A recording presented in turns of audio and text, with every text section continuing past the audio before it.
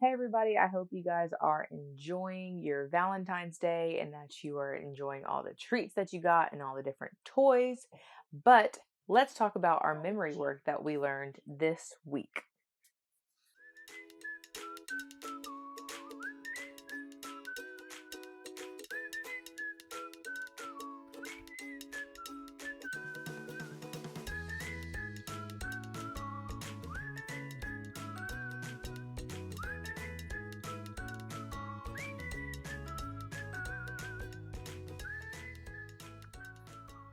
Hey guys, this is for Cycle 2, Week 17 memory work. Let's get started with history. Tell me about World War II leaders. So, for World War II, we're just going to do W, W, and then 2.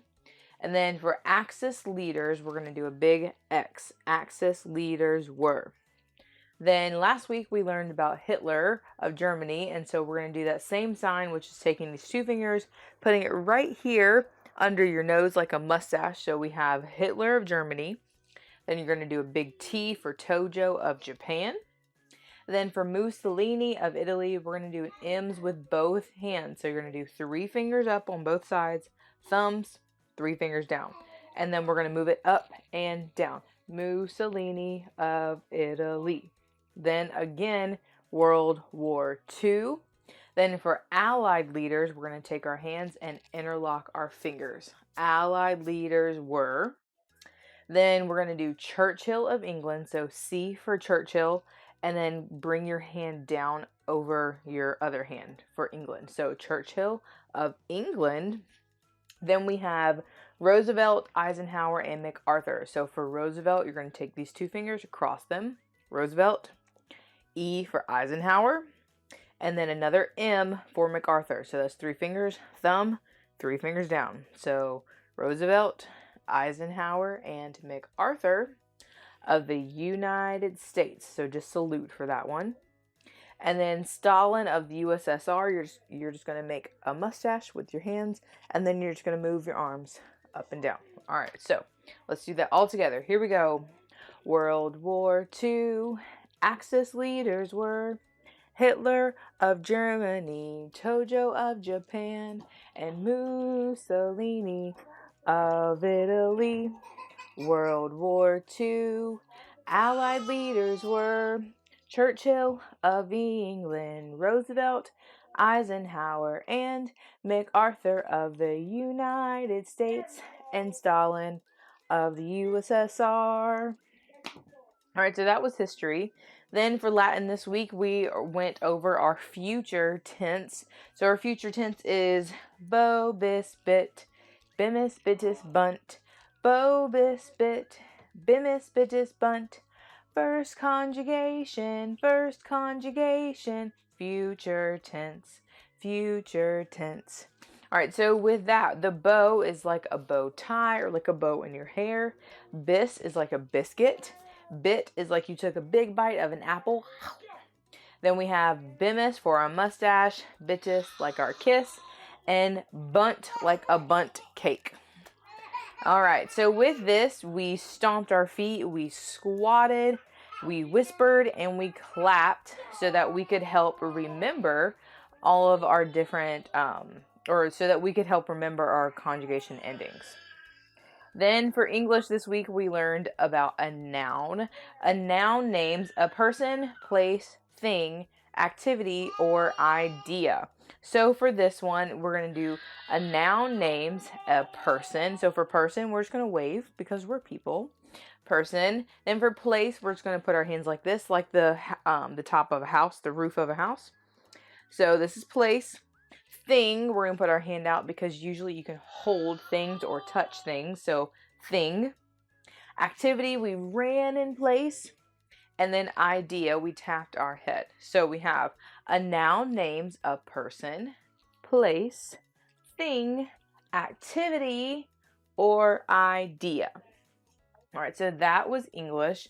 Then science, we have what is Newton's second law of motion? So Newton's second law of motion states that force equals mass times acceleration. So for this one, everybody had a piece of paper, And then when I said force, we balled up our piece of paper.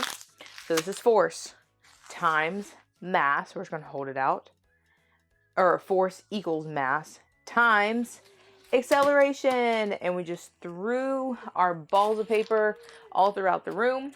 And so the force was us balling up the paper. The mass is the weight of the paper.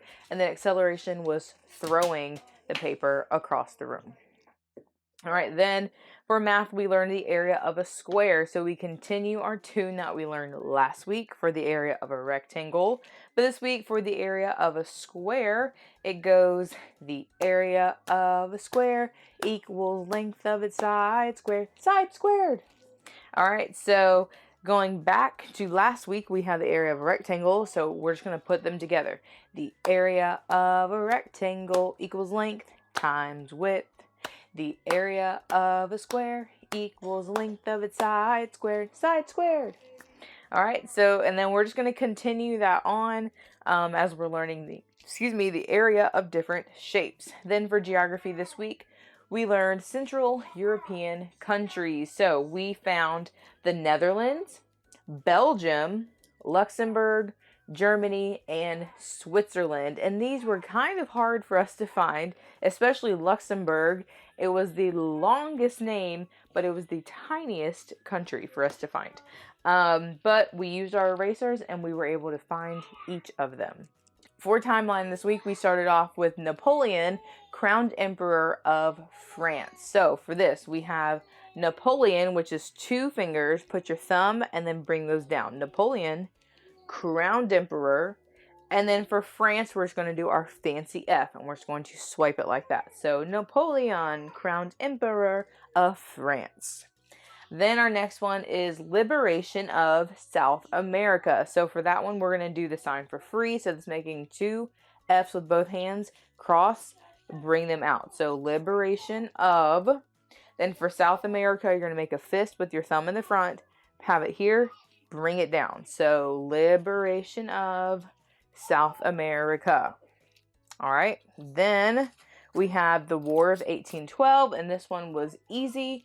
It was just our war sign, which is this, the War of 1812. Then our next one is the Missouri Compromise. So for this one, you're just going to take your hands, both fingers on the sides, and just bring them in. The Missouri Compromise. Then our next one is immigrants flock to America. So for this, you're going to interlock your fingers and bring it from one side of your body to the other side of your body. So immigrants flock to America. Then our next one is the Monroe Doctrine. For this one, you're going to make 2 fists with your hands with your thumbs on top. The Monroe Doctrine, and just bring your hands out. So Monroe Doctrine. And then our last one is Romantic Period of the Arts. And I like to say that they were very dramatic and emotional. So for this one, we're going to have our hands down and we're going to be sad. And then we're going to bring our hands up and be happy. All right, so we have Romantic Period of the Arts. All right, so let's do that all the way through, starting with Napoleon, crowned emperor of France. Here we go. Napoleon, crowned emperor of France. Liberation of South America. The War of 1812, the Missouri Compromise. Immigrants flock to America. Monroe Doctrine, Romantic Period of the Arts. All right, so that was our timeline, and that was all of our memory work from this week. And then for our fine arts this week, we learned about Morisot. And so we learned that she painted portraits. And so we did a portrait of her. I don't have my example with me, but we learned how to do the face and like all the features of the face. And then we drew a big hat with a flower right here, like on like the shoulder, chest area. And then we did like the neck and the shoulders. We did all of that with oil pastels. And then we used a wet paintbrush and went over the whole thing to kind of blend all of our colors together. So that was fine arts. And then for science this week, we had 2 different experiments. Our first one was called energy change. And for this, we had a styrofoam cup, a ruler, a pencil, and a marble. And so we had our styrofoam cup, and there was a little square cut out of it. And with that, we put our ruler inside of the cup so that it touched the back of the cup. And we propped it up on top of a pencil, and then we had our marble at the top, and we just let our marble roll down the ruler. And we saw that the motion from that pushed the cup just backward just a little bit. Then we replaced our pencil with a book, and that lifted it a little bit higher, and that brought our cup back a little bit further. Then we took our book and we stood it straight up, and then we put the ruler, and it was at such a high angle, the cup shot backwards. And so with this, we learned about the effect that height has on a moving object. And so we talked about slides and how when we go to the park, if we get on the little baby slides, we just kind of go down it slowly. But if we go on a really tall slide, we go down fast. But also, that's why they probably have all the curves in the slides to kind of slow us down so we don't shoot out of the slides. Then our next one was called Snap. This one we had a can of soda and a sheet of paper. And so we sat the can of soda on top of our strip of paper, and then I pushed it forward, and then I yanked it out. And we saw that the can stayed in place when I yanked it fast. But when I went slowly, the can stayed on top of the paper. And then even if I didn't yank it too fast, but I yanked it hard enough, the can moved a little bit, but then the paper eventually came out. And so everybody had a turn to go as fast as they could to yank the paper out. Some of us had to do it a couple times in order to get it. But this demonstrated that an object remains stationary due to inertia. And so that was a fun little experiment to do today. And then we ended the day with passing out all of our Valentines and playing Simon Says for our memory work. So that is it for this week's memory work. Next week, we do not have CC, so I will see you guys in 2 weeks for week 18 to wrap up our third quarter. All right, I hope you guys have a great 2 weeks. See you then. Bye.